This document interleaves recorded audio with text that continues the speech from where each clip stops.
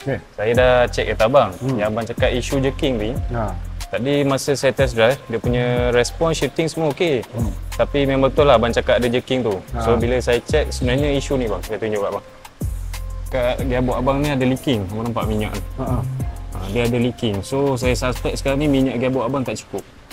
Minyak tak cukup lah? Minyak tak cukup. Dia bila kita, gearbox ni bila dia bertukar gear, dia kena ada pressure yang cukup. So dia perlukan minyak yang cukup. So bila leaking ni saya suspect minyak tak cukup lah. Saya kena ganti oil seal dalam. Leaking ni dia punca daripada oil seal. So oil seal boleh tukar lah? Oil seal boleh tukar. Kita perlu turun gearbox untuk tukar oil seal tu. Oil seal tu dekat tengah-tengah lah antara enjin dengan gearbox. Tapi proses dia tu lama sebab kita kena turun gearbox. So maknanya ini je lah masalah dia? Betul. Untuk isu jerking lah. Untuk yang isu steering bila bawa 100 ke atas dia lari sebab awak punya tie rod end dah pecah. Ni tie rod end. Yang ni dia ada crack sikit je lah. Yang belah sini ketara.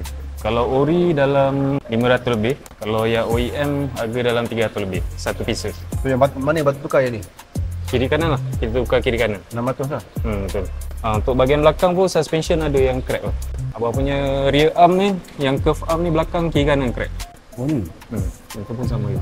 Stabilizer link pun crack. Bukan baru tukar ke lower arm? Saya nampak baru yang depan. Depan lah? Yang penting sekarang major issue ikut saya punya advice, abang settlekan yang gearbox dulu. Gearbox lah? Dia punya leaking tu. Sebab gearbox kalau bahagian leaking tu kita tak settlekan, akan datang mechanical gearbox abang rosak. Kalau ada mechanical rosak tu cost tinggi lah bang. Sebenarnya kita kena tinggal kereta lah sini? Betul. Okay, so repair ni dengan repair ni lah? Steering kan?